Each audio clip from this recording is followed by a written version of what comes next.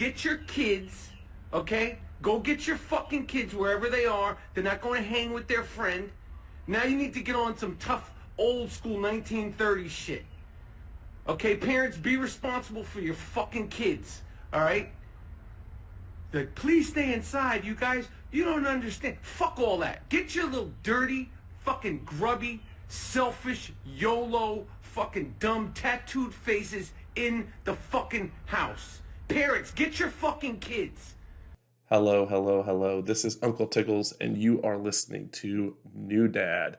Yao boy Seao to our listeners tuning in from South Korea, and Guten Tag to anyone in Germany that might be listening to this episode. And why might they be listening? Because we're talking about parenting around the globe with two dads from Germany and South Korea.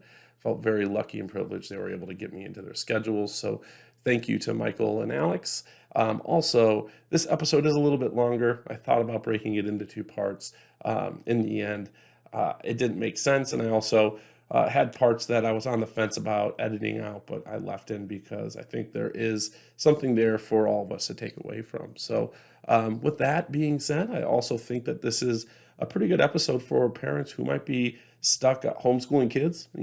Perhaps this could qualify as a social studies lesson, given the length and also given some of the subject matter, particularly the parts. And, it's a good percentage that we talk about the differences of the education systems here in America between Germany and South Korea. And what they do in South Korea was really eye-opening to me.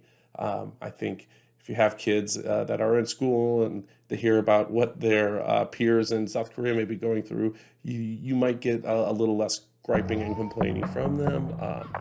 It's probably a momentary respite, but still a respite nonetheless. So without further ado, we'll get to Michael and Alex. But before we do, Prop Cause, take us away.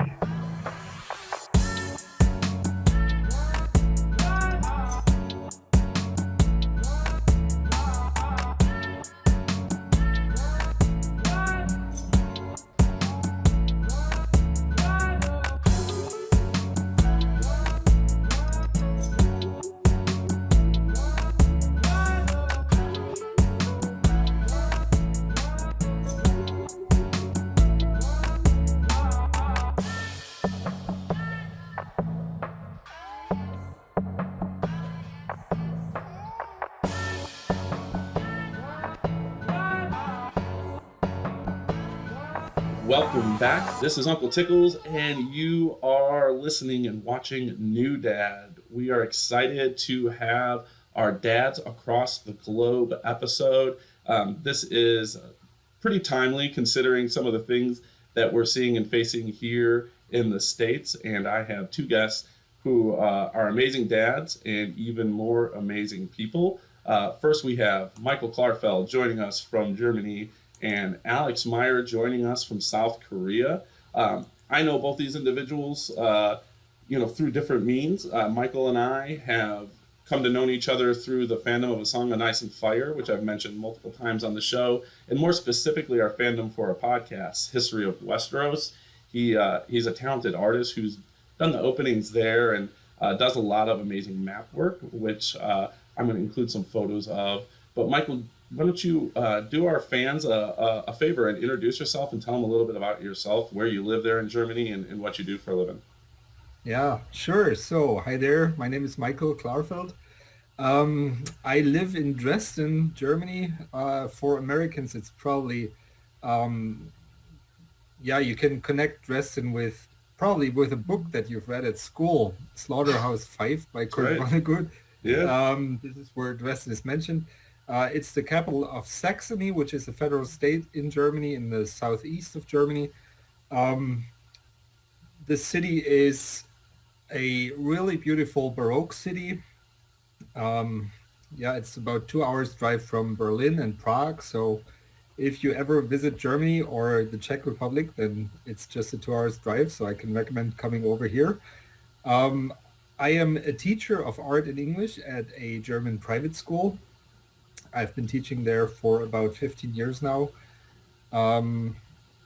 I have two kids, two sons. My older son is Justus. He is now 12 years old. And the younger one is Ludwig. He is 4 years old. Um, yeah, what else? I'm married. I've been married for 20 years. And I married very young. My wife's a pediatrician. And so basically kids are parts of our lives. So privately as well as in our professions, we work with kids a lot. Which is why you're going to be an amazing guest today. And Thanks. and and Alex, I know you. I believe you transferred into St. Mary. Was it seventh grade for you? Seventh grade. That's Seventh right. grade.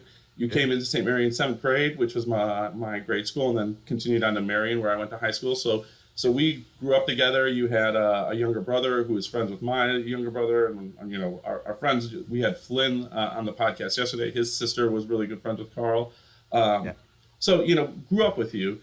And I think you're a super interesting perspective because you obviously grew up here in the States and now you're living abroad and have a kid of your own. So tell the listeners and watchers a little bit about where you live in South Korea and about yourself and your children. Yeah. Like you said, I grew up with you in Woodstock outside of Chicago. And I'm living in Suncheon, South Korea right now. I've been here about 10 years. Met my wife about 7 years ago. And, we have two kids at the moment. We have a son turning 4 in May and a daughter turning 2 in June, Uju and Suhi. Fun fact, though, if you're in Korea and you ask him their ages, he'll tell you he's 5, and she'll tell you, well, shit, she won't tell you, but her age is 3 here. So Korea has right off the bat, they have a different age system. So my son, born in 2016, is 5 years old in Korea. Oh wow! But yeah, so we can touch on that a little later if you want. But yeah, I came over here just to, kind of teach for a year and explore, and kind of fell in love with the country, and then met my wife and fell in love with her, and the rest is kind of history. We planted roots and kind of love the area. I mean, if we pick up sticks, probably not moving back to the States, but I don't see us moving around for a while. My wife is named Sunwa. She's a lovely woman. We've been married, like I said, 7 years. And so our children, as the Koreans would say, are mixed blood. I don't know if that's PC in America or what, but that's what we call them. They're mixed blood kids here, half Korean, half Americans. And just loving it. And I guess that's the gist and kind of what got me onto the podcast. And I'm glad to be here with you, Tom. Yeah, and we'll stick with you right off the bat because since you have this unique perspective of having spent 10 years abroad and having two children and having grown up as a kid here in America, what are you seeing on just you mentioned a couple just I think subtle things right off the bat, but what are the major differences raising a kid in South Korea versus what your idea of raising a kid probably what you thought in your mind as a child growing up, what your family life would be like here in America? The children being raised here, I mean, education is king, right? So yeah, we're going to jump into that big time. Yeah, we'll jump into that. Both being teachers. The big thing, the major difference is education, and when I ask Korean students or ask Korean kids, what do they think of America or whatever, they think freedom, and that's kind of true. As a kid growing up in America, we had open spaces, we had tree forts and stuff. These kids are, we live in pocketed cities and they go to school for 10, 12 hours a day. Spaces at a premium. Yeah, spaces at a premium, absolutely. This is, it's 70% mountainous over here, and it's a small country, the size of Wisconsin, basically. But, the main difference is education, and they value that probably more than anything in this country. And then, I mean, there's a lot of differences from like these kids, what they're exposed to here in Korea to what we are probably exposed to, in the suburbs. Well, and give an example. Drugs, guns, gangs, multiculturalism. I mean, this country is very, homogeneous. There's probably 98% Koreans, right? So there's not too many foreigners. And that is a big difference as well. So So when you're saying guns, drugs, you're saying that's something kids in America are more introduced to versus kids here in South Korea? yeah, man, there are no drugs over here. No There are drugs. no guns, no drugs, no guns. So there's that aspect of life which we kind of grew up with is not here, right? So they don't even know about it, man. Like they do watch the movies, they see Hollywood, Hmm. so they'll see, oh, cocaine, marijuana. They have no idea, right? Gotcha. No firsthand knowledge of them. That's crazy. So and so in that kind of um, in that vein, I guess this country is a lot safer, probably because there isn't. I mean, with before when we were growing up with drugs not being legal or marijuana, but it brought out shady characters, and so there's Yeah. none of that here, right? So Right. so there is bullying over here, but there is no fear of you know what kids do have to grow up in America, I guess.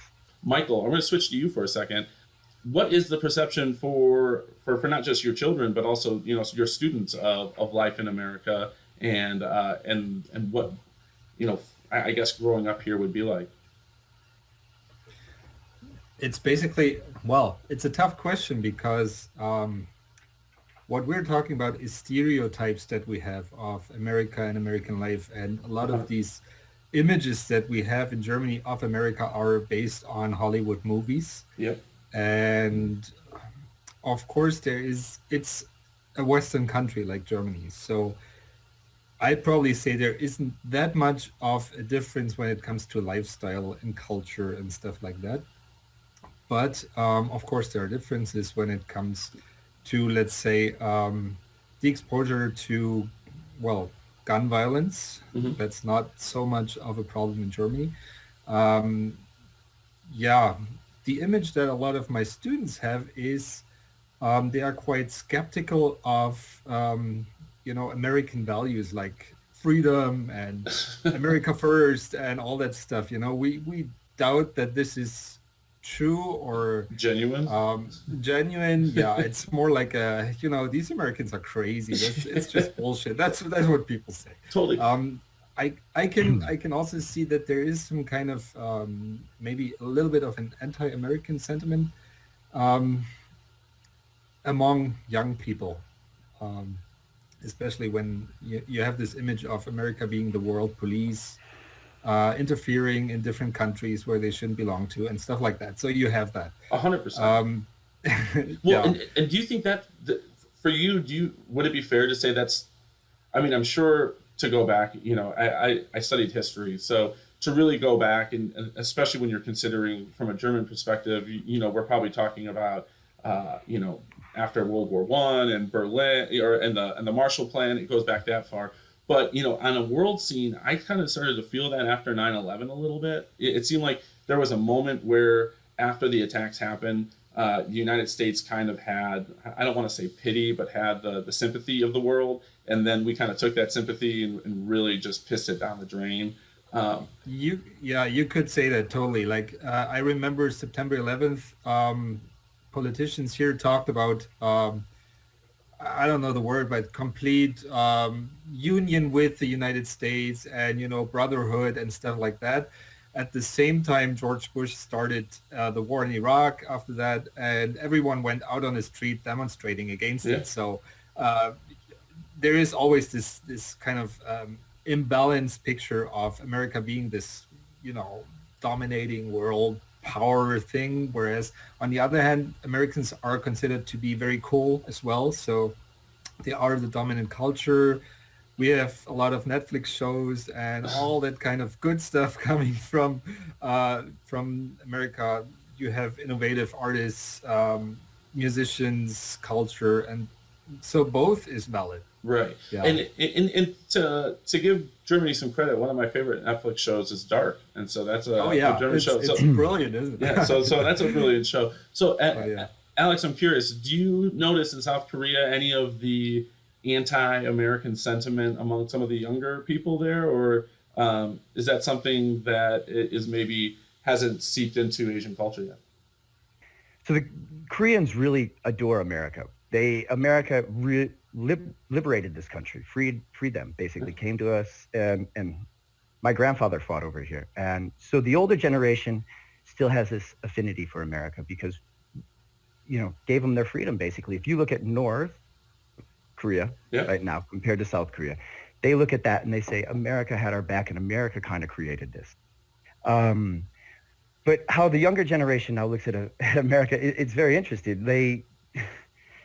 Their opinions change just like anybody else's. 5 years ago, they loved America. And obviously right now they don't really understand Americans because like I said, it goes back to education. It goes back to what they want them or what they want to be when they grow up or what their parents want their children to be. And under the old administration, they saw a leader who went to the greatest schools, who spoke very eloquently, who was a true leader. And then this new administration came and it was the complete opposite, where it's very hard for Koreans to even translate what he's saying because he's putting Germans as well. he puts 12, adjectives in one sentence. So Koreans look at America like, wow, this country swings we thought what we thought we knew about America is not what we know about America. So this is the biggest question I get is, how did this happen? Or how does this country go like from one extreme to another extreme? And for me, that's something I'm still trying to figure out. So right now, the respect level is very low compared to where it was 5 years ago. Well, for sure. Sorry. Yeah, no, go ahead, Michael. There's something I'd like to add because Alex just reminded me of that. It's that he said, how can America go from one extreme to another extreme? And this is the key word. America is seen as a land of extremes in Germany. So you are either extremely cool or extremely bad, but there's nothing in between. So, yeah. Well, I feel like that's fair. And I've made traveling something of, a priority for myself. It's not something me and my family got to do a lot growing up. Alex, you grew up, the Pappases didn't have a lot, especially not to travel abroad. In 2016 or 17, we went to Africa, and we met up with some friends in South Africa that we had met in Greece. And all people in South Africa wanted to ask us about was Trump, because he had just been elected. And the perception at that time, at least abroad, and at least in South Africa, was that Trump, everyone in America loved Trump. And that was the understanding. It was like, well, he was elected, so that means Americans must love him. And it took a while for us to actually explain that the majority of Americans voted for Hillary Clinton. And not only did it take us, that's pretty simple. It took a while for us to explain to them how if we're a democracy, how more people could vote for Hillary and Trump could still win. So So since we're talking about it, I'm wondering, is that kind of something that you guys felt in your respective countries, that people had the impression that most of America liked Donald Trump? And I'll start with you, Michael, because I know you're very connected. You follow this stuff closely. I think you know more about American politics than most Americans I know, which is a sad fact. Yeah, the interesting thing is that I'm teaching American culture as well at the school I'm working at, and whenever there's an election year, we follow along during the election and we go through all of the election procedures, and it's a very different system from Germany. So this whole bipartisan system is completely different, and every German students I'm teaching that says this is a totally fucked up, unfair system. So at least I know my students understood at that time that this was something exceptional. Right. And so a majority voting for Hillary Clinton, but still Trump winning, that was clear to my students that this is not based on a fair election procedure, but based on the electoral system. I don't know if that applies to all Germans, because a lot of Germans say, well, he's democratically elected, so it must mean the majority must be for him, and so on. Yeah. We actually were in Africa on a safari with a German couple who were very pro-Trump at the time, but that's a story for another time. They were also very anti-Merkel, so I think I can see some potential. Yeah, there are a few of those here. Yeah, They were not very nice people. So Maybe go figure. Yeah, we have them too. Yeah, they're everywhere. Alex, what Everywhere. about? And I don't want to spend too much time on politics. I do want to swing it back to parenting, but it is topical. I think it is important. It came up. So what was the perception there? I mean, you've already said they were kind of confused about how we could go from one extreme to another. Yeah, not just that. So, like 5 years, like literally, all my students were studying. There's these books, the Obama speech books, and they just learned his speeches and they would practice it in English. And then all of a sudden Trump's elected and they literally can't translate his speeches. It just doesn't make sense, most of it. So then they asked the question, how did this happen? They always Good thought question. America, and because when Korea looks at America, they think Harvard, Yale. That's what they see when they see America, the Ivy Leagues, right? So they said, how does this happen? And then when I try to explain, well, the majority did vote for Clinton, that kind of blows their mind. Well, you guys are a democracy. Then I have to get into the Electoral College, and that's, I can spend hours on that, and they still can't figure out why do we have this system that isn't a true democracy. They just don't. They can't really comprehend it, and I don't blame them, because when I'm explaining it to them, I can't give justice to why we have it. So it's very difficult. But there are Koreans here that adore Trump. I mean, like Michael was saying, and like you were saying, all around the world, there are people that kind of worship him almost. They think he's this. I don't know. It's an odd time to live, because I feel like there are, across the globe, no matter where you live, nationalism is one of these things that's kind of seems to be gaining a little steam. My son was asking about which country is the largest and which countries are the largest, and we looked at all these countries, like Russia coming first, and you have the U.S., you have Canada, China, all of these countries, and when you look at the leadership of those countries, it's like, oh my gosh, it's just nationalism, idiots, dictators. Totally. Yeah. And you wonder, I mean, I think, there are these historical, history repeats itself as something that we hear a lot, and you kind of see these ebbs and flows with history. And I think that, when the world seems to be as connected as it is, I guess it's a natural reaction that there are some people that are going to pull back and going to kind of, rage against that. And I think that's kind of what this is. Hopefully we see that kind of dissipate and go away, and it seems to be a small blip on the radar. I think we can all agree on that. Hopefully, yeah. So, we've talked a little bit about the differences in just perception of what, life is like where you live and here in America. What about the roles of parents? In our own home, I've talked about this a little bit. Even though we're both working parents, my wife is the breadwinner, which means that when there needs to be a sacrifice for the kid, for one of us to stay home, it's typically going to be me, and I do a majority of the cooking, and we share cleaning duties, and I'm trying to get better, but I guess I'm doing a lot of the more motherly roles that have historically been attributed to women.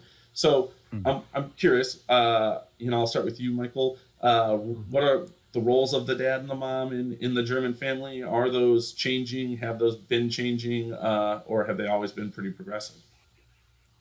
Well, I'd say it's basically the same as you just described your own life. So, of course, there have been major changes in the last decades when it comes to the traditional image of what roles do men take on, what roles do women, who is the main breadwinner, who is the homemaker, and so on. This has been changing, of course. You have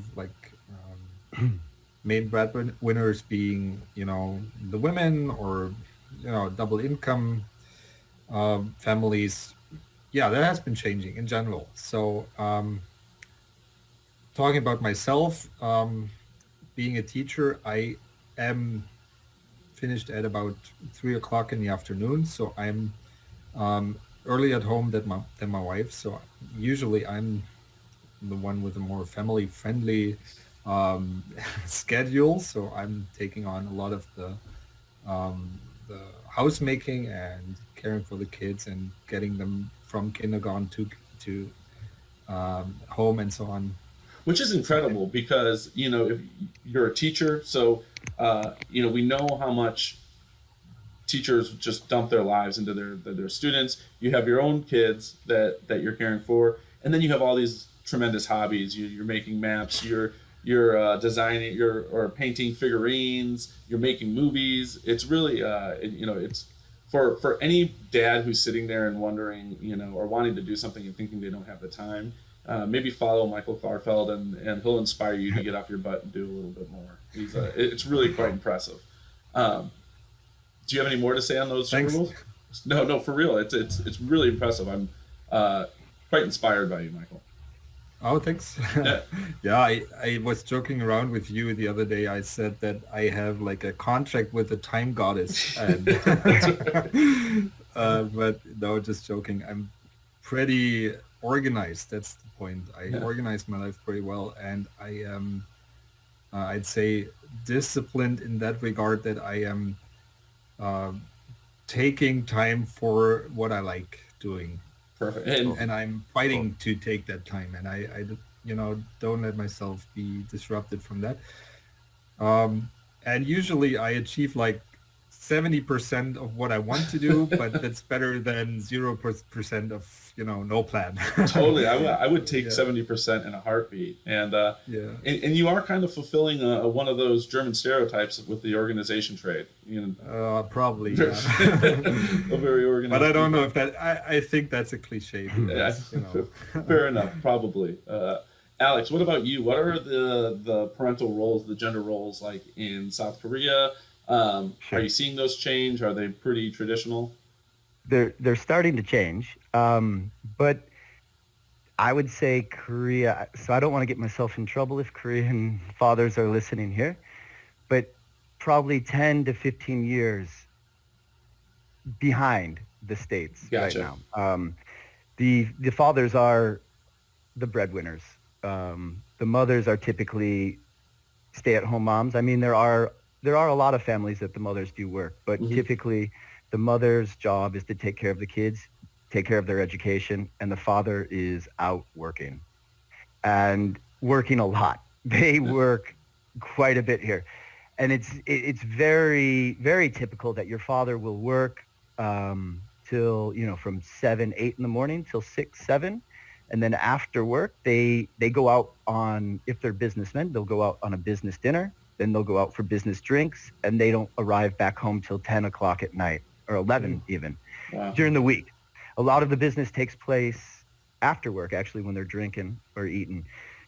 So I mean, the kids are in school and they're in after school programs. They're in these hagwons and stuff. So I mean, during the week they don't see their parents that much, and they don't see their father too often. Now I want to be very very careful with that, because there are a lot of fathers that do take care of their children at night. They do have family dinners, but typically I would say the father takes care of the kids on the weekends, takes them out, takes them hiking, takes them out to do things. But during the week, the father is working. And the another thing that's very kind of interesting is the majority of, like, I would say most families, the paycheck is deposited into the mother's account. So Interesting. the They're running the fathers make, household. yeah, they're running the household and running the, like, economics, so Right. the microeconomics. So they and then they give the husband some allowance money, basically. And it's very fascinating. Kids, when I first got here 10 years ago, I mean, it has changed quite a bit. But I do a lot of private lessons, so I Hmm. go to the homes of the students. And 10 years ago, 8 years ago, whatever, I never saw a father. 9 o'clock, 10 o'clock, they're out working. And they come home 11, 12, leave the house at 7 in the morning, and they see their fathers on the weekends. So it's kind of more extreme than America. It needs to Oh yeah. change, and it needs to change because it is really having detrimental effects on the society as a whole. Because if you look at the marriage rate in Korea, it is one of the lowest in the OECD. The birth rate in Korea is the lowest in the OECD. And the reason is because women don't want to be put in these roles, right? Right. And women working in Korea, I think the wage gap between men and women is the highest in the OECD Wow. between men and women. So this is something Korea needs to work on, and the new administration has been working on it. They've been trying to put in policies that really are, focused on, women working in the workplace and being able to take care, and it is having some effects. I would say it is definitely changing. It's a slow change, but it is changing. So let me ask you one I question. yes. Yeah, and I'm curious. I know in some Asian cultures, the grandparents also live in with the families. Is that true for Korean culture? Or Yeah, South Korean culture? absolutely. Yeah. Is that pretty So typical? my mother-in-law doesn't live with us, but Uh-huh. she's at our house every day. I Uh-huh. mean, she's watching the kids. She cooks and cleans. We pay her as she lives down the street basically. But yeah, it's kind of expected. The parents take care of the kids, pay for everything, give them up, and then when the kids get married, pay for their first house, pay for the wedding. So all the money that like I'm making now goes to the children, not into a retirement, because in the uh, because they know that when the children start making money, then they start taking care of the parents. Gotcha. Um, so a lot of parents do live with their family. Luckily, I don't have my parents. Living My with you? yeah, luckily we're not living I mean, I love my mother-in-law to death, but Yeah. Yeah. that's too It's close nice to to home, have. right? It's nice to have your own But personal that, space. that's a very good question. That is very common over here. A lot Very more common I common part over of have a here. family. question. I have a Hmm. question to Alex. Yes. Would you say that, well, or could you like describe how um, this absent father has an effect on boys? Very good question. And I ask my students about this. I'm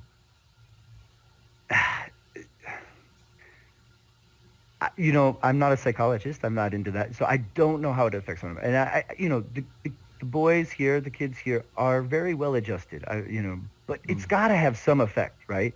Not Yeah, having yeah. your father home for dinner every night, and I really need to be careful because there are so many great Korean fathers that I do know that Hmm. do finish work at 5 o'clock and go home and have dinner with their kids. But Yeah, that would be the exception to the rule. yeah. But the kids are not home also at 5, 6, 7 p.m. The kids are at school. So no one's really home. I'm at my school right now at 11. Our last students just left at 10, you know. Yeah. So students, I'd say the majority, maybe 90% of students are in school. Then from school, they go to Taekwondo. Then they go to a math academy. Then they go to an English academy, science academy, go home, do their homework, go to bed. And Uh-huh. so they're eating dinner basically it's very, very different. And it's kind of fascinating. And, I wish I was a psychologist. I wish I could see the effects that it does have on the kids when they grow up. And I'm sure it does. I don't- What I find fascinating about that is that on the one hand, you have kids who don't see their family that often. On the other hand, it's a society where family is, put on a very high rank, and yeah, you support yeah. your family when you do that, even though you may not know them that well. Right. Well, the hierarchy in this culture is very important. So whether it be your mother, your father, your grandmother, grandfather, um, you have to treat them. You even have different language. How you say hello to someone who's just 2 years older than you Uh-huh. is different. So the whole language, everything is centered around how old are you? Are you older than me? I treat you a little bit differently. So yeah, absolutely. But in the family as well, there's a huge emphasis on treating your elders with a lot of respect. But it really just comes down to education, education, education, work, work, work. It's a work culture. It's not a absentee father culture. It's a work culture that creates this system. The parents love their kids and they do anything for their kids, which includes working 12 to 14 hours a day, coming home, going to sleep, working, waking up and doing the same thing. So it's out of necessity, respect. Well, and I think Just that maybe that the absentee father thing would probably play a much heavier role if there was more idle time, you know. And I think that's what you see here in America. You see, you know, great point. Great point. these Yes. instances where they, you know, where it's the idle time, the downtime that allows these kids to kind of get into a little trouble, and that's when, if you don't have a strong parental, uh, I guess, just presence, you know. And in Korea, you may not be a father, but it sounds like the multitude of teachers that they're going through and coaches that they might have are kind of taking these roles, and also you combine that with the variable of you know, this pressure to succeed, to support and provide for your family when you're in that role, and it's this kind of perfect storm for what you guys having. But I think that would be disastrous in a lot of other cultures. Alex, you touched on the education system there in South Korea, and you know, so we might as well jump into this because I think it's a, you know, education plays such an important role in the development of our children. You know, I don't know too many people who would argue against that. Maybe the only thing that plays a greater role is the parents. So, you know, we're covering the parenting side on this podcast, and so that's number one. We're going to cover the education side now. Alex, you kind of talked a little bit about yours, so I'll let Michael jump in. So what does a typical education look like for a student there? And I did some research; it's very interesting. Yeah. Before I start on that, I just want to say one thing. You can talk about an education system and you can talk about teachers within that system. And no matter what the system is, if the teacher personality is, you know, somebody who loves teaching and who's just a good person and loves their students, you can have good teachers in bad systems. Excellent point. And they can have a huge impact on the student, no matter what the system looks like. But coming to the German education system, I think there is one major difference to the United States that I see. Correct me if I'm wrong. We do have obligatory school. So we have to send our kids to a primary school and at least a secondary school. That's obligatory. We can't do anything about it. You can't homeschool your kids here. In America, as far as I understand it, there's an obligation to educate your child, to somehow make sure your child gets an education no matter how. In Germany, you have to send them to school. That's correct. We have a 5-part education system, starting with primary school, then secondary school. There are two steps in secondary school. So the first one is till grade 10, so till students are 16 years old. And if they are good enough with their marks, they can continue going to what we call a gymnasium or high school. After that, there's university and all kinds of other schools for elderly people and so on. So these are the 5 steps. Maybe interesting, we don't include kindergartens into the education system. So we don't see kindergarten as part of the education. There's also some social thing that you probably have to understand about the system is that we have a federal state, so we have a central government, but education is part of each individual federal state of Germany. So every state does it a little bit differently, but all in all, it's the same principle in every state. But you know, how long each student has to go to school is different from federal state to federal state. Interesting. Now, sorry. well, you guys have. I thought I had read something about a system where where students are separated by their ability to a certain degree. Mm-hmm. There's 4 separate classes that you can kind of fall into, and then is that, or maybe the. Yeah, kind of. What we do is we have primary school that starts when you're 6 or 7 years old. And you visit primary school for 4 years. After 4 years, you get something like your teachers write a letter to your parents what kind of school they think is best for your child to visit. So there is the gymnasium, which you can send your child to, the high school, Mhm. or you send it to something we used to call middle school. And then there is the third one is called Hauptschule School, which is like um, Like a mix between the two? now it's like for students with learning Got difficulties you. and so on. Okay. So, Vocational school? um, but there are exceptions to that. For me personally, I work at a private school, and that school starts with primary school. Then students stay at that school and Gotcha. go to middle school. And if they are good enough after grade 10, they can even continue at our school and do the gymnasium here. Now, So, are academics pretty competitive with the students there? yeah, I would say so. But basically, it's more like parents can choose what kind of school they want to send their kids to. So even if teachers say, well, your kid has learning um, difficulties or whatever, they still can decide to send their kid to a gymnasium. And a lot of parents try to do that because they say, even if my kid doesn't study later on in life, it will have better chances of getting a job or an apprenticeship With that school on their and resume? with that. Yeah, exactly. Mhm. Wow. Now, Alex, it sounds like Germany, America are maybe fall into a more similar pattern with some subtle differences. Now, South Korea sounds totally different. Well, similar and a little different. Yeah. So there's two different types of schools. So what I'm at is a private school we call academies, or you and I would call them an academy. Okay. They're called hagwons.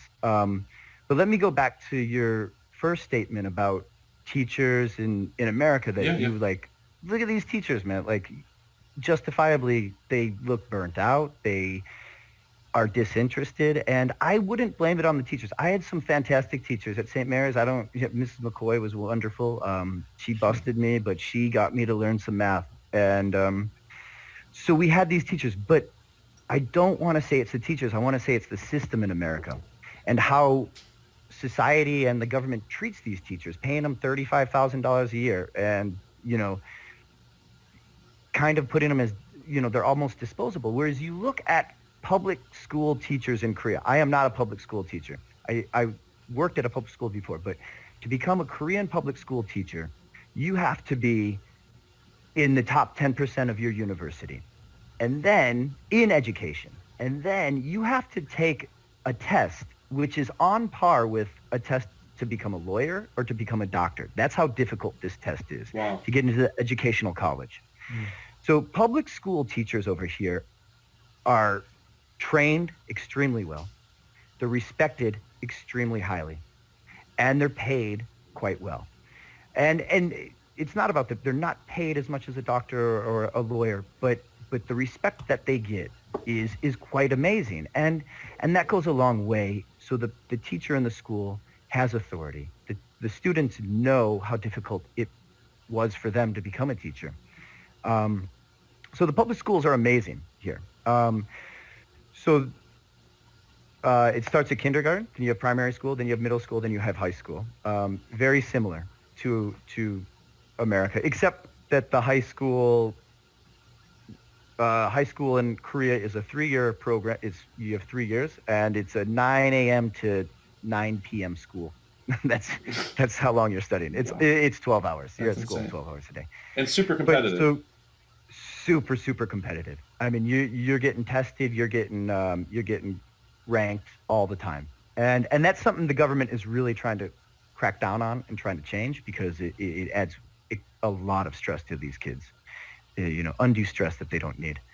But so where I come from or where I fit in is I'm in this business of an academy, hagwons, and it's a massive business and it's all private over here. So for your elementary students and your middle school students mostly, as soon as they get done with school around 3 p.m., they go to so they'll come to us for an hour for just intensive English. Then right after us, they'll take one of our buses or another academy's bus will come pick them up from us and take them to their math hagwon for another hour. Then from there, they'll go to science, and so have you. And they'll probably, and the majority of students will do 2 to 3 to 4 academies per day, every day. So they're getting done 7 p.m. and it, you ask the students, do you like this program? No, they hate it. It's really difficult for the kids. But Yeah, go ahead. I have a question. Please do, yeah. Alex, is there like an international result comparison between South Korean schools and neighboring countries and the sure. results Absolutely. So if you look at like the rankings, the world rankings for math, science, those are basically at math, science, and Korea is usually 2 or 3 behind Singapore, behind now China does it different. As Shanghai, they rank their Shanghai students, and then Shanghai, Singapore, Korea, and then the Scandinavian countries, which go to school for half the time we do, rank extremely high in math and science. So, I mean, it pays off. It absolutely does pay off for these kids. But the effort they're putting in and the time they're putting in and the stress and the anxiety that it's putting on these kids, you know, sitting here in my academy right now, I try to make our academy as fun as possible, but I feel for these kids in Korea. Yeah. It is, they call it Korean hell. You know, it's study, go to university, try to get a job in a super hyper competitive job market. And for what? You know, I mean, to do it for their kids. So, you know, education is super important, but there needs to be a balance. The German school system, when I was in Germany and I looked at it, I loved it. And when I look at the Scandinavian school systems, when I look at a Montessori school system, I love it. It's very different, but it also produces results. Well, you bring so up the something. results do come from here. Yes. I'd like to add to that because I was asking about international comparison when you compare the results of German schools or the German school system with international school results. Germany is always mediocre or below average. Yeah. You mentioned Scandinavian countries as ranking very high, and that's true. Is that because true? it is Yes. true. Okay. In European comparison, Scandinavian countries like Finland and Norway and Sweden always rank top, you know. Sure. There's one, I'd say, socioeconomic reason behind that too, because all of these Scandinavian countries don't have a lot of inhabitants compared to the size of the countries. So let's say you have Finland, 5 million inhabitants in a huge country. And of course, Finland is very interested in, you know, raising kids or educating kids that will stay in the country later when they grow up. Mm-hmm. So they invest a lot of money into the education system. They make sure that kids are integrated really well into the society. They get a lot of support and subsidies for schools there. And they make sure that once you get an education, you use it to remain in Finland or work for the Finnish system, you know. Sure. This is different in Germany, of course. And I think it has positive effects and negative ones too, because Finland has the highest suicide rate of Europe. Oh wow! And Korea has this Korea has the highest suicide rate of the world per capita. So, and a lot of that is the pressure that's put on these kids and put on adults, because you go through this education system and everyone's going. And if you are not getting into one of the top universities, one of the Sky universities, but you busted your ass off since you were in kindergarten, you're getting special teaching. My son, he's Korean 5 years old, but he's actually just going on 4. He has 2 private teachers right now. Yeah. You know, like, and as soon as I see he has any stress with that, we're yanking the teachers. But so it starts super young, but that's their life. And if they don't, then they look back, and this is what this is getting into grim territory, but a lot of the suicide notes that they've left is like, all I did for the first 22 years of my life was study. And I didn't get into where I was expected to get in. and that leads to terrible consequences. And it's a very, very big problem here. Well, and so that's why they are cutting back on tests. There are no more middle school tests. Well, sorry, no more elementary tests. They're getting rid of middle school first test. They're getting rid of middle school second test. But still, everyone is looking around and they know each other's ranks. It's hyper competitive. I wanted to ask you, Alex, then, having grown up in a system much different than the one you're currently, working under, outside of free time, what do you think these kids are missing? Because they're gaining a lot. Yeah, they're gaining a lot. So, I mean, is it just the personal experience? Because I think of that downtime I had and the relationships I was able to form, and I'm sure that these kids are still forming friendships and stuff, but I wonder what's the sacrifice. Very, very, very good question. Super on topic. And I was actually talking with some of my students this week about it. So we're calling this thing right now Corona vacation, right? And we're talking about what do you do on your vacation, your vacation? Because Koreans don't really have a vacation. But this is a vacation because they can't go to school, kind of. So they have to. And I ask them, like, what do you do? And they go, it's boring as fuck. We don't know what to do. And they ask me, what did you do on your summer vacations? I go, we go build tree forts. What's a tree fort? This is a 13-year-old kid asking me, what's a tree fort? And maybe it's different because we didn't have smartphones. We didn't have technology. We had to go out and do stuff. Right. But they're missing this. Just go out and... Imagination, right? Yeah, imagine and just do something. Go in the woods and get lost and fuck off, man. Go have fun. They don't have that. They don't know how to do that. And another point kind of to that, I do summer camps. I bring students home to Chicago for the summer for 2 weeks. And it's a super chilled. I just bring them to the lake. And usually the second or third day, they're like, what's our plan? What are we doing? What do we do today? I go, hey, no plan. You're on a lake. There's a fishing pole. There's a boat. Go. Right. And they literally look around and have to figure out how to. If they're not being told relax, what to do, if they don't have an itinerary, then they're lost. It's such a structured life. So they're missing that unstructured freedom that gives you the time to create, to think, to make magic, to make a tree fort. And so a lot of people say, oh, Korea has no creativity. That is not the case. There are lots of creativity. Well, look at and Parasite. You can see that in the Oscars this year. I was going to say, you can't talk about South Korea without talking about bombs. Yeah, you can't. Exactly. So there is. But that is the exception to what's going on. I mean, the movie scene in Korea is amazing. You got to check out all his movies. Yeah. Oh, I'm a huge fan of his. Whoop, sorry. Cool. But, yeah, man, to get back to it, it's tough. They're sacrificing a lot. They're sacrificing a lot that when I look back as a child, hanging out with my friends, riding bikes, just I don't know, doing nothing. Yeah. That was some of the most, formative years. I don't know, important parts of my life when I was a kid. You know what I mean? It taught me who I was. Now, on the flip side, you got Michael over in Germany who's making movies with his kids, right? Yeah. Can you talk about the movie you made with your children? Which one? Well, I can talk about the movie making. Because I think it's such an important part of developing that imagination that we're talking about isn't happening. Yeah. Well, like a lot of things, I just started doing something and then it grew out of proportions.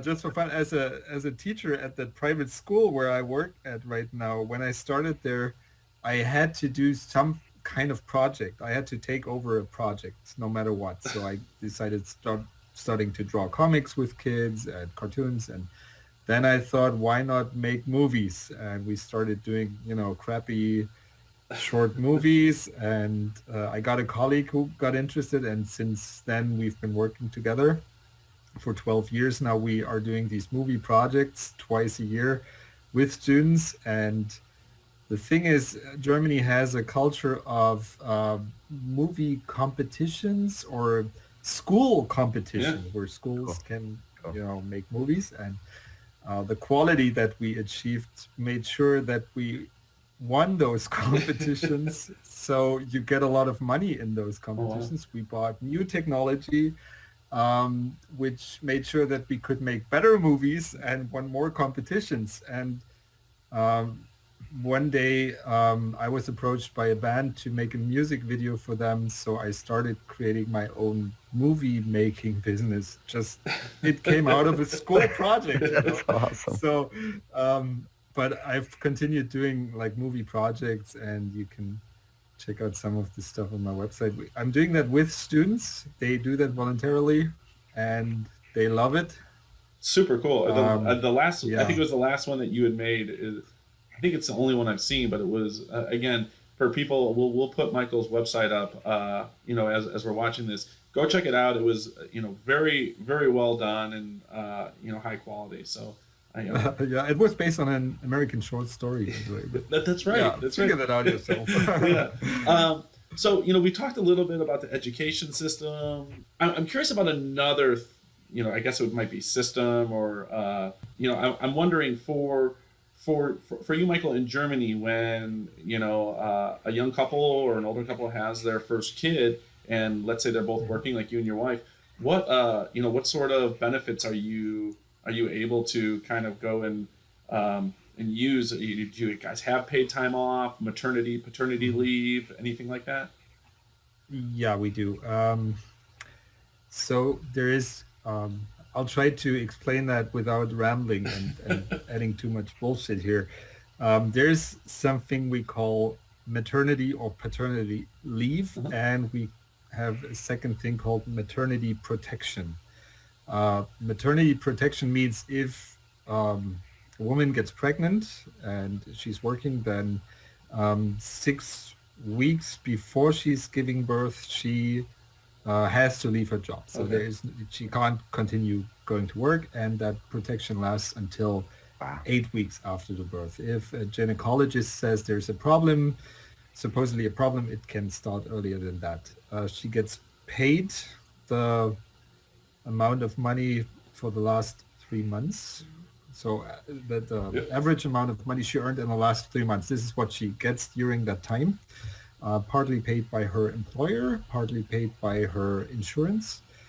And after maternity protection, there is this thing called maternity leave, and this can be shared by, can be the husband staying at home or wife. So mother or father can stay at home for 12 months, and you get paid Oh, by wow. your employer and the insurance. 12 And you months. can share, Wow. you can even share that time. Like if both stay at home for some time during those 12 months, you can prolong it to 14 months. Oh, wow. So Dang.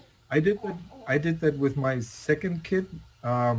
With my first kid, my wife stayed at home. She was still studying, so she just skipped university. But we were both working when our second kid was born, and we shared that time, and we split the work days. So I went to work 2 days a week, and she went to work 3 days a week, and yeah, the other one stayed at home with the kid. That's beautiful. And you did that for 14 Uh, months? yeah. That's awesome. That's awesome. I That's yeah, I'm currently feeling guilty because just again, here in the States, it's going to differ from state to state as far as what I think some of the state laws are. And then also, depending on your company is not obligated to offer any sort of paternity leave. So my company does not offer any paternity leave. But a federal law called the Family Medical Leave Act allows me to take up to 12 weeks unpaid. And so I was my first go around with my son Shepherd. I only took 5 weeks, took those unpaid. This go around, I realized that I felt I really missed out, so I took the full 12 weeks unpaid. Which sadly, a lot of families here in America aren't in the position where they can have the dad. We talked about gender roles changing, but I would say, still the majority of breadwinners are the dads, and just most dads wouldn't be able to take 12 weeks unpaid. We're in a unique situation. Alex, South Korea, what yeah. does it look like for you guys? Do you guys have any sort of Yes. paid time off or? We do. It's a lot different than Germany. That's a great system over there. For sure. But Actually, sorry, I'm interrupting, Yeah, no, but go ahead. No problem. we took that system over from Scandinavian There countries you go. sometime in the 80s, I think. So yeah, Smart. they've got a lot of good systems that countries should adopt. Right. So I hope I'm on top of it because the paternity leave over here has been changing year after year. But right now, when I just looked it up, the mother would receive 90 days, 45 days before due date and 45 days after, and the father gets 10 days. 10 days. Basically, that's it. Yeah, Wow. It's not great. And that's a lot. That's typically for company workers, right? So if you are like us, a small business, when my son and daughter were born, I was back to work 2 days after, right? Gotcha. But on the good, so there are extreme, that is terrible, right? Mm-hmm. But there are some really good benefits about having a child over here, I should say. And like the PNC for women over here giving birth is amazing. So the mother gives birth, then they go into a separate wing of the hospital. It is basically a hotel. The mother has a room. There's about 15 nurses, 24 hours on call. So they stay there for 2 weeks in this part of the hotel, getting fed, getting massages, getting taken care of, learning how to take care of their child. And then you as a dad, are you just kind of visiting day to day? Absolutely. Yep. I'm not even holding my child for 1 week. Wow. It's not, yeah. I get to see my child through a glass, for the first week, I get to see my child through a glass window. Women, they give birth, and then they go into this resort type thing. And I don't even know what the name of it is, but the child is with the mother, and then at night, the child is with the nurse in this room with the nurses feeding, taking care of, watching the baby for 2 weeks to making sure everything's going on. And then while the child is in the special room, the mother is getting all the training that she needs 2 weeks later to go home. So when you have birth, you do not go home a day later. You do not go home 2 days later. You go home 2 weeks later. And then I'm in our hospital, the child hospital, is right across the street. So I do go to the programs, and the fathers then are escorted to other rooms, and we're learning, how to bathe the child, how to care for a choking child, all the things that fathers need to learn. And you have your private room. It's a suite room, and you pay. I think we were there for 2 weeks for both children. It was $300. Full food, full everything. So, Michael, I'm curious. What does the birth process look like in Germany? Is it anything like that? Depends on what you want to do. We had a home birth with our second kid. Wow. So our second son was born in our living room. It was an intense experience.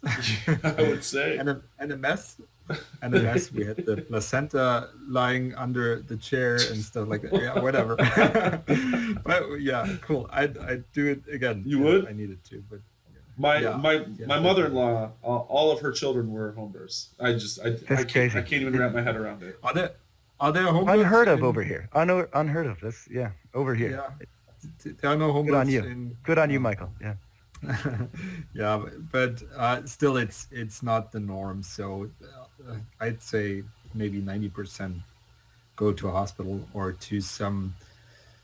Yeah, I don't know the word, but we have midwives, and sometimes midwives work in a kind of institution, and pregnant women can go there to deliver their child. It's not a hospital, but it's like a But I don't even know what. Are people staying in the hospital post birth? 2 weeks or 90 or 45 days? No. Okay, no. Yeah. It depends. I mean, usually it's a short. It's a couple time, days.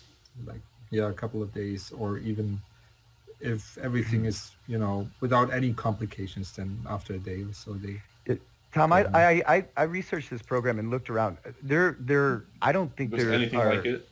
anything like this around the world, any other countries. It is really interesting. It's really unique to Korea. And this is not like you're in a room. You are in a 5-star resort. luxury kind of suite. Right. And my wife's getting massages. She's getting fed food to like really nice food. It's insane. It is really, really, I can't really do it justice right now, but if you saw it, you'd be like, what is going on? Well, I think I'm somewhere like in between, where, because that scene, there's things about it that obviously seem way too far, to one side of the spectrum. Way too far. The fact that with both my sons, something that was really important to me, I want to hold that kid and I want to do skin to skin, because that's one thing I've read is the skin to skin contact is super important in those early minutes, early hours. But obviously there are kids that don't have it that grow up to be fine. So, is it ultimately going to ruin his life if he doesn't have it? No. But I hope I literally for the first 2 weeks I got skin to skin with both of my children for about 15 seconds for 2 weeks. And then for a week. And then after that I got to hold my child for about an hour a day the second week. It is really, really strange. But there's something about that's it's strange, but at the same time, one thing that I found strange about our experience was we have this kid, at least with our first child. It's our first child. We have this kid. We're 2 days in. We're sleep deprived because my wife went we went to the hospital at 1 a.m. when the contractions started getting tough. We didn't sleep, obviously, from 1 a.m. till when the baby was born at 9 a.m. that morning. Right. And then all of a sudden, you have this baby. You're riding an adrenaline high. That first night, the baby's crying. It's not, you're waking up. They don't take the baby out and put it in a room. Here in America now, they have these little bins that they make a bed out of, and the baby's sleeping right next to you. So it's kind of baptism by fire. And then all of a sudden, 48 hours later, you're in a car with your kid driving away. There's no nurses, no doctors. And we talked about this in the first 2 weeks. There is this moment where you and your partner look at each other and you're like, what the fuck? We're supposed to keep this thing alive? Like, it's on us. We've had this for 48 hours, so I think it could be a little bit longer. And I think And that's it.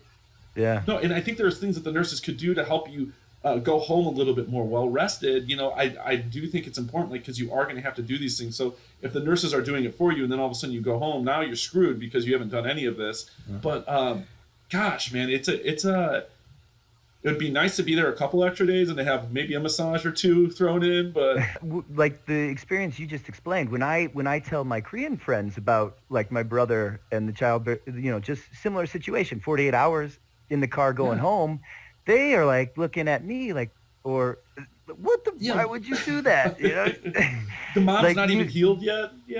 The mom hasn't slept. The mom is, so the program over here is set up not just to protect the child, but also to protect the mother. Totally. She's gone through a huge, intense, traumatic ordeal, 100%. Yeah, you just gave birth, and it's trauma. And so they're feeding the mother it's called seaweed soup, because seaweed is good for the blood over here, I guess.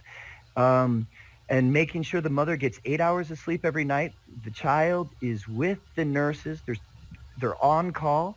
They're pumping milk, so they're getting the mother's milk at night, but the nurses are feeding it. Then as soon as the mother's ready in the morning, with the child all day long, in a hospital situation, kind of. It's not really a hospital. It's, like I said, it's kind of a resort. So it's quite fascinating. Can you participate during the birth as a man in Korea? Be in the same, because in Germany you can, if you're in a hospital as the husband, if there are no complications, you can, join the woman. America as well. Yeah. It's rare over here.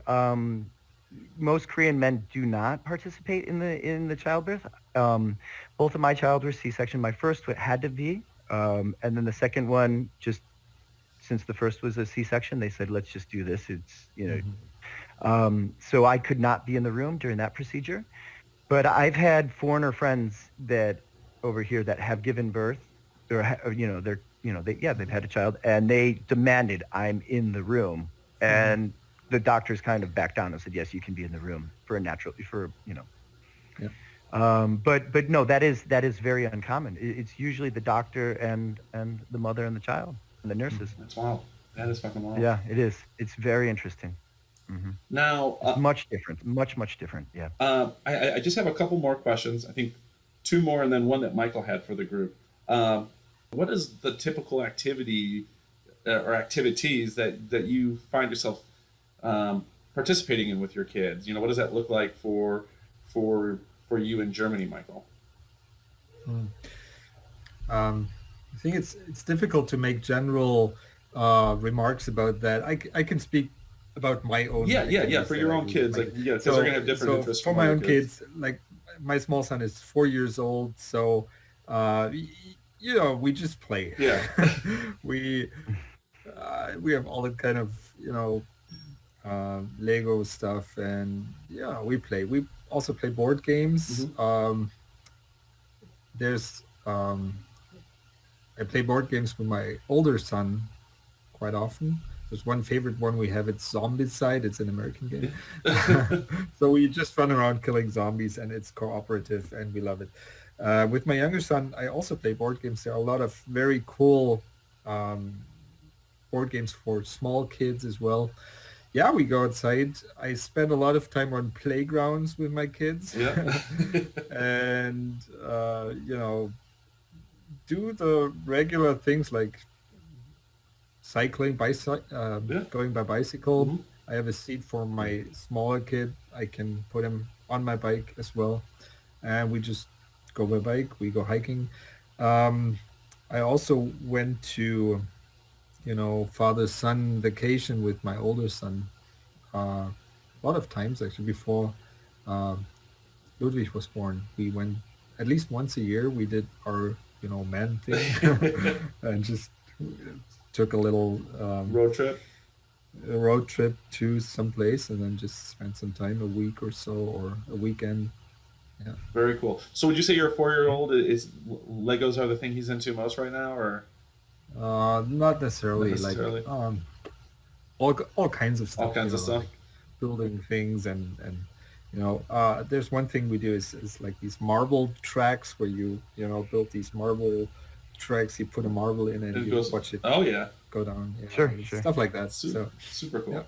I'm just always interested when they're, because 4 isn't too much further down the road from shop now, so it's like Mhm. trying to figure out what he's going to be into, a year from now, 2 years from now. I know it's a futile, a futile attempt, but it's always interesting. And Alex, what about you guys? I know you said there's not space is at a premium, so I'm wondering, does that kind of guide you into, or kind of force you into doing certain activities? Well, space is at the premium where you don't. 90% of the population lives in apartment high rises, so you don't have a yard, you don't have a backyard.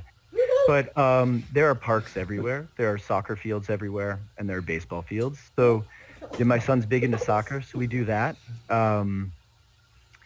My son, so he's 3 right now. He loves the temple.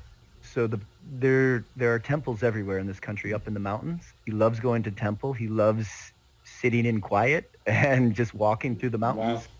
Wow. So we do that, which is lovely Yeah. because I enjoy doing that. But I don't know when this podcast is coming out, but Probably next week. you guys might be under quarantine, and we've been under quarantine for not under quarantine, but under recommended quarantine, Mhm. like stay at home.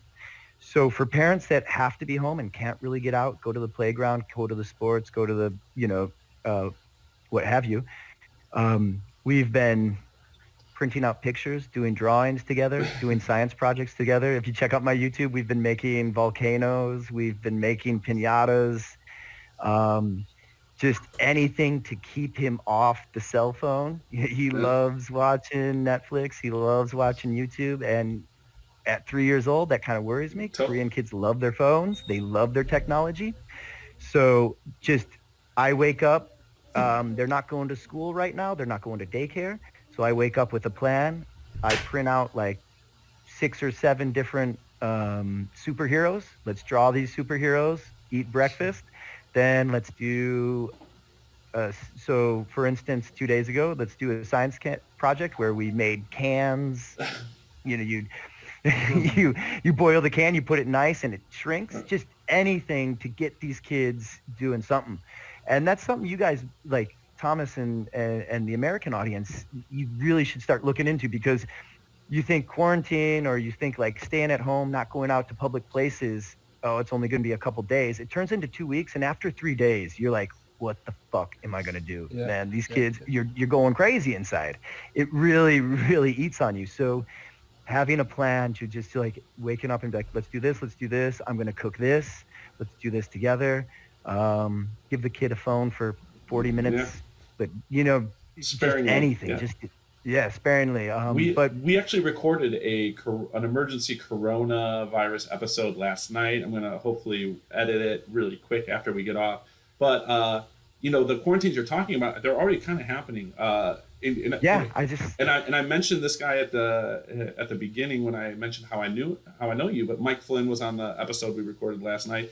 He lives in Shoreline, Washington, which is right outside of Seattle, and so he's at ground zero. Epicenter right now, man. He's at ground zero. His kid's school has been canceled all the way through April 24th. That was announced yesterday. So they basically have over a month off.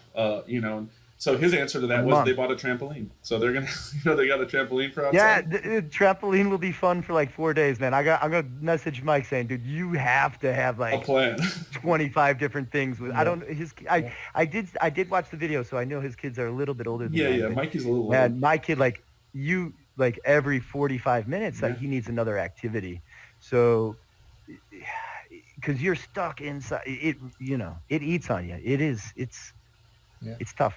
But we're making the best of it, Yeah. I mean, we're getting out now. Korea seems to have control of the situation. It's starting to curve out, I think a lot of people here are looking at what South Korea did, and saying well, I wish we would have done some of that stuff earlier, and B, I think it's actually dictating a lot of the things that are happening now with the hopes that'll happen.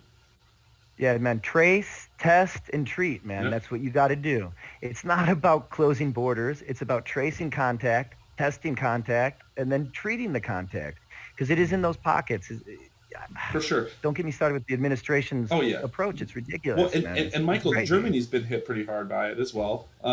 So how what's been the approach there, and what's been because this is one of the topics I did want to touch on, because it's everyone's talking about it. So what's been the general temperature of coronavirus there in Germany, and your thoughts on it? We are recording this podcast on the 13th of March, and I don't know what the development will be when this podcast comes out next week. It will be probably totally different to what I'm saying right now. So now what I can say is that looking at the statistics and the curves, we are a week or two behind what's happening in Italy right now. So what we are expecting here is a massive outbreak next week. Probably the next 2 weeks will be crazy. A lot of the schools are closing. As I said, Germany is a federal state, so every country does it a bit differently. The state I'm living in, Saxony, hasn't closed the schools yet, but I'm expecting it to do so on Monday. And if they close the schools, it will also be until probably the end of April, because there are Easter holidays in between as well. The only time I think a strong central government is good is in times like these, and we don't have that. We have these federal devolved governments where everyone is like giving advice on what to do, and then the local governments have to decide, and nobody really wants to put on these pants and say, let's do this and let's do that. So there's a lot of indecisiveness, which I find maddening. So probably next week we are going to have, it will be very bad in Germany. I'm pretty sure about it. That. Well, we also have like these hoarders and people buying toilet paper like crazy, and I don't know what you want to do with all the toilet paper. But you have to get prepared for that time that's definitely going to hit Germany. And what the government is preaching at the moment is we can't stop that spread, but we need to slow it down and to, you know, keep it in a reasonable context. Personally, I'm a bit concerned because my wife is a doctor. She works at a hospital, not at a intensive care. She works at an intensive care unit, but for kids that need long time care. So she probably won't be hit by active cases, but they have the equipment to help active cases. So probably that will be needed as well. So it could hit her clinic as well. Well, I think, having just recorded this episode or the emergency corona episode yesterday, at the risk of sounding redundant, and also, like you said, Michael, I mean, we're filming this on the 13th. By the time this is released, what I'm about to say may sound very naive, or it may sound very Nostradamus-like. But the big takeaways for me were one, that the biggest positive is children, while they can carry and they will be infected, aren't necessarily manifesting the symptoms like other people. So that's the biggest number one takeaway for parents who are listening. Knock on wood that this doesn't mutate and change, but assuming your child doesn't have any sort of respiratory issues to start off with, your kid's probably safe. So that's the first thing that I'm taking some solace in. And even let me pick that up. Even if that virus mutates, mutation in a virus doesn't mean that it gets more lethal or more dangerous. Mutation usually leads to a faster spread. Correct. Survival is the biggest part in a mutation of such a virus. Yeah, so and I don't think it will get more lethal than it already is. It's probably more able to spread faster. Yeah, just more contagious. And then the other thing is, and this isn't to be, callous. I said that, my mom is a higher at-risk person. She has respiratory disease, and she's, in that age range where it's dangerous. So, but, for relatively healthy young people, it's an illness that will, cause some inconvenience, but you should be able to recover fully and, with very minimum impact to yourself. And the big danger and the big scare is transmitting it unknowingly to people who are more susceptible. So, again, it's still scary, but it's not as if you get this, you're going to die or your kids are going to die. And we're having the hoarding here too. And really one thing that I think this has brought up in my household that I think really lends itself nicely to this worldwide conversation, because this is something I've encountered on my travels across the world, but you don't see it here in America.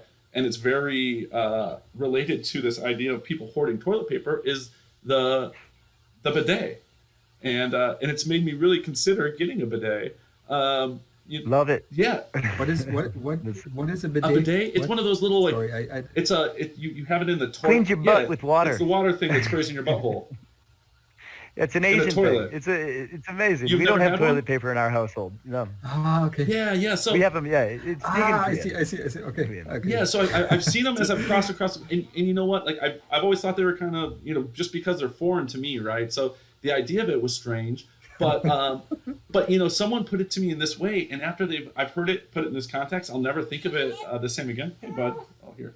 Hey, if you had poop on your arm, would you just wipe it off with a piece of paper? No, you would get. You spray it with some water. Yeah, you'd wash it off, right? So, I said this in the last podcast. Yeah, but I don't pick up things with my asshole. So that's also true. Well, speak for yourself, Michael. Speak for yourself, Michael. Another thing I'm picking up another benefit of the bidet, man. They're heated seats as well. So in the wintertime, you go into the bathroom, they're ready, they're warm. Beautiful, yeah. They clean themselves, guys, and then what direction is this taking you? Well, I mean, we're talking about public health, Michael. You gotta clean yourself, Michael. Public health. You need to clean yourself, man. Treat your, I think one thing that we can all safely take away from this episode is you need to treat your butthole better. So, that's number Treat one. your butthole. Treat your butthole better. Wash where the sun doesn't shine. Oh, I know a lot of buttholes out there, so I need to treat them. That's right. That's great. Now, since we're talking about buttholes, I think that lends itself nicely to one of the last questions, and that was a question Michael had for us, which is, with kids and with all the stresses and the demands that come, how do you keep romance alive in your relationship with your wife? Mike, I'm glad you asked that because it's a big part of the New Dad podcast. It's something that I've looked at as an area that I can certainly improve upon. And I think it is easy for a lot of people who are parents and our listeners. I think they can relate to the idea of when things in life get busy. It's not to say that your spouse or your partner is the one that typically gets the shaft, but it's easy to look at little things that go a long way, and those things just kind of unconsciously drop off. So I've been personally more conscious of that. Alex had a unique way to put this, but I think it's a much simpler way to say what we try to do. I think it was beer, whiskey, in a hotel room. Something along those lines. I'm not going to say the name, but my Irish friend that I work with said, "Hey, Mick, that's what you got to do: get some beer, whiskey, in a hotel." Yeah. Why do you think we have so many kids? But it is, it speaks to. But it is something, and the reason it really fits. The reason it fits over here is we co-sleep. So I sleep in the same room with my wife and my 2 children. I sleep on a bed. They sleep on the floor. Not really the floor. They sleep on this 3-inch slate it's a marble slate they sleep on. I don't know how they do it. Most Koreans do it. You plug it into the wall. It heats up in the winter. It cools down in the summertime. It is sleeping on a rock. So, but everyone does it. They sleep together. You co-sleep. So we're not even sleeping just the 2 of us, right? We are sleeping with the kids. Right. So even snuggle time, man, is difficult because when I want to snuggle, then my son goes, jumps in. You know what I mean? You can't even do that. So we make it a point, man. We like to get the booze and say, hey, man, we gotta act like kids. Let's go get drunk. Let's put some music on. Let's dance in the hotel room, and mother-in-law will watch the kids. It's going, and the mother-in-law will watch the kids, and we try to do it at least once a month. You got to do it, right? Yeah. Because we work together, we fight together, we raise the kids together. We just need to blow off steam together, right? Yeah. So it's tough. It's tough. It's easy to do over here because there are motels everywhere, hotels everywhere, and they're cheap, but they're great. I don't know. It is one of those things that for me it's hard. It's not the idea of getting away or we have. My wife's parents are great. They will come over and watch kids basically whenever we ask them to. But it does seem to be something that if you're not careful, you can fall into a pattern of being. I use the term partner a lot on the show just because people who listen, they may have same-sex partners, but I'm going to use the term partner in a way that isn't in a romantic sense. It's really easy, I think, to slip into this pattern where you and your spouse are your partners in raising the kids and doing the household necessities, but you've kind of stopped becoming husband and wife to a degree, or boyfriend husband and husband, wife and wife, however your relationship looks. The stuff that makes you transcend from just really awesome friends to something to lovers. Those things can easily fall by the wayside. I'm guilty of it, Michael. And it's super guilty. And we all have, I think. I don't want to make it sound like we've slipped into that. We've gone into a slump where like, Jesus, what the fuck? We look at each other and we haven't even kissed for a month or 2. Right. So this is something you have to work on. Like we have to work on and plan on this and do this. It is super difficult. That's one of the hardest part of our relationships right now, or our relationships right now is to keep that fire alive, kind of. You know what I mean? And And I remember my grandfather on his 50th anniversary. I just kind of touching on it, but someone asked him, "How do you do it? 50 years?" He goes, "You gotta fall in love with." He goes, "I had to fall in love with her 50 times. You gotta fall, like keep falling in love with her, keep doing stuff to bring you back to her. Why did you originally fall in love with your wife? What, and try to get that spark, keep going, because it's so easy to lose it, and it's so easy to become just partners, Totally. raising partners, working partners, and yeah. So Yeah, and Michael, I would actually turn it. that's my 2 cents, Yeah, man. Michael, you've been married much longer than I have, and Mm. you know, my question to you is, and it's somewhat based off this, because if I'm being totally honest, if I'm going to let myself be really vulnerable about this topic, I would say that there's times that, and not times, there was a moment where things were let go for so long, where we stopped working on it just because it wasn't something we had the capacity to work on, I think, at the time, but that it was actually almost awkward when you try to go to rekindle it, or where you don't the what used to feel natural, now all of a sudden you're second guessing, and you're wondering, and you're thinking about it. Did you ever go through a period like that ever with your wife? Sure, Yeah. sure, yeah. And so what? Yeah, I and think. what do you guys do? To be honest, like I doubt anyone that's been married for a long time didn't go through such a period. I would seriously doubt that. I can't really give tips or hints about what to do. One of the things that help us, or we kind of do semi-regularly, is just talking about ourselves. Like, I'm talking about myself, and my wife is just listening without interfering, judging, commenting. So I'm just talking about my perspective of things, and then she does the same thing. Sometimes we don't. So I think that's just one of the points that helps, just listening to the perspective without interfering, and just listening. Yeah, and it's tough sometimes to communicate what you really want. I think that takes some practice, and it takes a little bit of self-confidence to say that, right? It is also probably I'm a bit privileged because I'm a language teacher. I think about language a lot, and I think about how to formulate things pretty much. It's one of the jobs that I do, so I think doing that, it's important to really talk about yourself. And it's language dependent, of course. How you can do that in German, it's different than in English, but I'm using like the first person. I feel, I think, my perspective is, things like that. So you really talk about your own person, or when you do this and that, I feel this and that. So you do not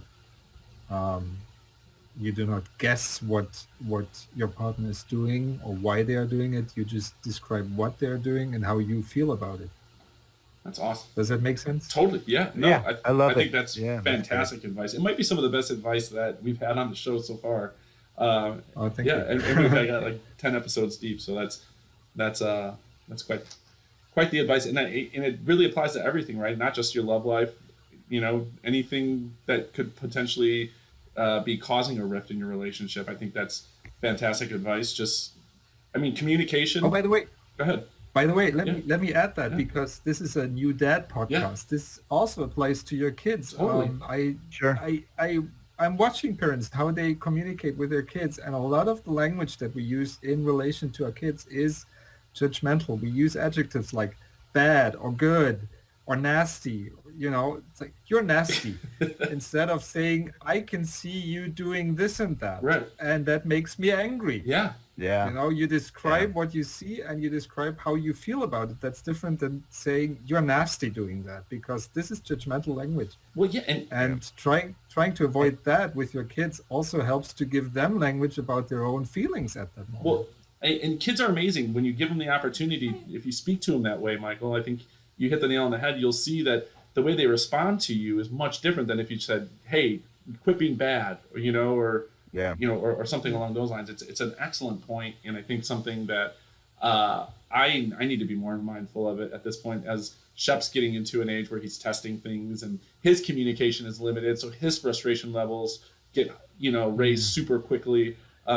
It, There's a And sentence my wife used to say, which I really, if I want to give one hint in that show, it's that sentence. She said this poetically. She said, "Bathe your kid in words." So basically you are giving your kids the words to describe their yes, feelings. Oh, I see you are really angry right now. Oh, I see you're really happy and about that. and So you with that, Michael, describe, yeah, I'm yeah, sorry. Yeah. Use descriptive words, yeah, adjectives, adverbs with your children at yeah. such a young age. Use as many words as possible. How are you feeling? What is the color you're feeling, the emotion you're feeling, the sound that you're hearing? Try to get them like just the way you would speak to your wife, speak that to your child. Really look at them and listen to them because they have so much they want to say. And they have been soaking up this language that they hear for the last 3, 4, 5 years, and they want to use it. And if you look at them and ask them to, to use it, they will use that language. And I just got done. I got this book, is the 30 Million Word Project, and it's about kids soaking up languages. And when you are on a nature walk with your child, and they say, "What's that, Daddy?" It's a tree. And then you ask your child, "Uju, touch that tree. How does it feel? What color is it? What's that branch like?" "Oh, it's green." They're just expressing themselves. Kids want to express themselves so much with language, and they're bursting with it. So if you just listen instead of, "Yes, son, go, be quiet," or whatever. It's so easy to say, "Yeah, you're doing great. That painting is good. That picture is good," but just superly get yeah, involved. I yeah. guess Be in the moment. would be one of my advice, man. Just totally be there, 100% be Tom, there. Thomas, you can see you're talking to two language teachers Correct. here. It's beautiful. I love it. I love it. Yeah, Now, Michael, were you finished on your thought, or do you have anything else to add? yeah. Sure. Perfect. Um, Sorry to cut you yeah, off, Michael. no worries. No, no problem. Now, Alex, I wanted to give you an opportunity. Was there anything, having lived in the States, having now lived in South Korea, is there anything you wish American parents would implement with their own children that you've come across there in South Korea throughout your parenting life so far? Yep. So living here, when I first got here, I was sitting at my desk at my first public school, and I couldn't speak the language. I didn't know what was really going on, but I knew we kind of had a half day or something, but I didn't really leave until everyone left the room. And while I was leaving the room, one of the teachers came over to me and said, "Alex, you have very good nunchi." And I had no idea what this meant. So I went home, and then I asked my Korean friend, I go, "What's nunchi?" And nunchi it translates to eye level. But what it really is, there's no translation in English. It means reading the room and reacting appropriately. And Korean grandmothers, my son's grandmother, Uju's grandmother, Stui's grandmother, teaches this from a very young age. My wife is teaching this. And it is basically, you teach your children that you are a part of an entire play. So you walk into a room, you read that room, you read that atmosphere, and you have to act appropriately. You're not out of line. And I'll give you a good example. So Korean weddings over here are much, much different. They're in these massive wedding halls where there's 4 or 5 weddings going on at a time. One wedding comes in, the other one goes out, and then there's a huge buffet room, okay? And all the weddings congregate, that's where they eat, in the buffet rooms. And we went to a wedding, and we were in the long buffet line, and my son was acting up, grabbing my wife's skirt. "I'm hungry, begopa, I'm very hungry." And she got down, and she looked at him, and she goes, look at this room. What is everyone doing? Everyone is in line. Everyone is waiting. Everyone's hungry, not just you, Uju. Remember that. Act appropriately. And he was just at 3 years old, and he got it, and he kind of shut up, and he did it. So you teach your children this word nunchi, and there's a lot of literature out on it, and it's teaching them how to be a part of your society. And you talked about earlier, like in America right now, or even in Germany, running and raiding toilet papers and stuff. You would never see that in this country. And in fact, the one scarce product right now is face masks. I'm at my academy right now. Right below us is a pharmacy. Every day they line up. The face masks are delivered. They're sold at 2. And they line up. They queue up perfectly. And if the face masks get sold out before the last customer does, you will see every single day one of the other patrons taking out the package and giving 1 or 2 to the people who did not get it. Because that's nunchi. They realize we are in this together. And if I act a fool, if I act selfish, that's not going to just affect me, but it's going to affect this society. And if it affects the society, it's going to have a detriment on the society. You see it in road rage. You don't really see it here. And I asked one of my Korean friends, why, you are stuck in traffic. Why, why, no one's getting angry. And my friend looked at me and said, you're not in traffic. You are traffic. You are this problem. Why? It's you. It's everyone. That is nunchi. And if you just talked with your kids and said, "Hey, man, this is what's going on. Look at what's going on. Look at what other people are going through." It's kind of awareness, hyper awareness, but it's one quality that I love about Koreans, and that makes the society such a beautiful society to live in, because they get it. They realize you are an individual, but you are also a part of a collective society, and you're just as strong as the weakest in the society. So let's do it together, That's awesome. right? And that's what nunchi is.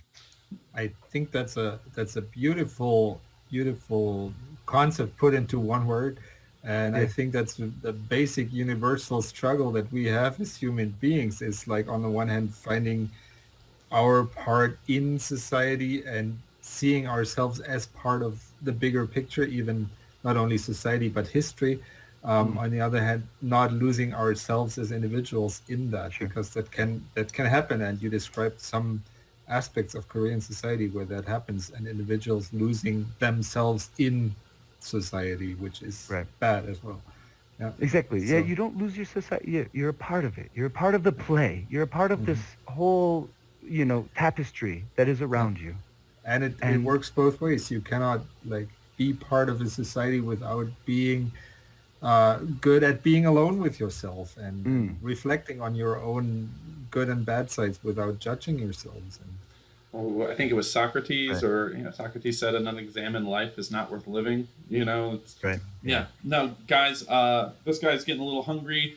I think we've taken up the most part, or the better part of about 2 hours, and we got some really good stuff. So I do want to let you go, but before I let you go, I want to give you guys a chance to plug anything. Michael, you mentioned your website. Do you want to give the folks a shout out to where they can go find your maps and your movies and all that good stuff? Yeah, basically it's just go to my website, Claradox, like paradox, only with a KL, claradox.de. And it's in German and English. So if you see it in German, you just search for the language button there and you can look at it in English. And if you want to watch my movies, they are with subtitles, so no problem to watch them. Yeah, just go there, check out my stuff. And people who know my wife Lita, if you look at Michael's Dornish map and identify Nymeria Sand, you might actually recognize Nymeria Sand there. So there's a little hidden Easter egg for the Lita Pappas fans out there. Alex, anything you want to plug? I know you have a YouTube channel. I got a YouTube channel. So I don't know when this is going to drop, but like you guys said, it's what day is it today? It's March 15th here now, or March 14th. But if you guys are stuck inside and you got kids, Sunchan, Alex, Suncheon, Alex. I've got some stupid magic tricks. I've got some trick shots. I've got some games that you can play with kids. I've got some. The trick shots are impressive. I mean, I don't know how. You saw them. Yeah, I see the trick shots on Facebook too. How often do Okay. you? This is probably a question you get often. What's your average amount of shots before you have a made one? Some of them, I mean, these are really, A lot. okay. A lot. And the kids. So I got a camera set up in the corner, and then It's just constantly kind of like recording? it works quite well in the classroom because I tell the kids, I've got this it's called Chicago English. That's my academy, Chicago English Money. If I make a shot, I'm going to give you all money, and then they can redeem it and buy stuff. But the only way I'm going to take a shot is if you guys start answering the questions correctly and start paying attention. Gotcha. So they're all on it. So I'm in the classroom for about 6-7 hours a day, and I'll take maybe 100 shots. Gotcha. Maybe I'll make one. I mean, they're pretty. No, tough they're shots. really. I mean, it's not a low degree of difficulty. And the best thing about it, I mean, obviously the trick shots are cool, but it's the kids' genuine reactions to the makes are. They really will lighten your day. If you're someone you're having a bad day, go check out one of Alex's trick shots, and I promise you, his students' reactions to his make will. Don't even watch the shots. Watch the kids' reactions. Totally, Tom's on it. It's truly heartwarming. Yeah. Truly heartwarming. Yeah. Michael, Alex, thank you guys so much. The pleasure was all mine. I'm very confident my listeners and watchers will enjoy you guys and enjoy this conversation just as much as I have. We'll have to have you guys come back maybe in season 2 and we'll do a little update. But I'll be back. that's right. That's right. That's right. Yeah, thanks. Well, you guys have a great day. Thank you. And Prop Cause, take us away.